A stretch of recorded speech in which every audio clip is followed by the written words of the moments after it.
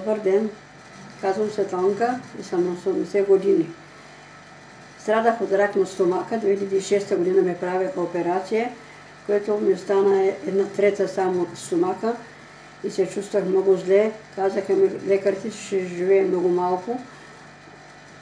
Обаче вземах да пия билките, продуктите на Тенши. 5 години вече ги пия и съм много добре. Чувствам се много добре и съм жизнена. Най-много пият кордицепси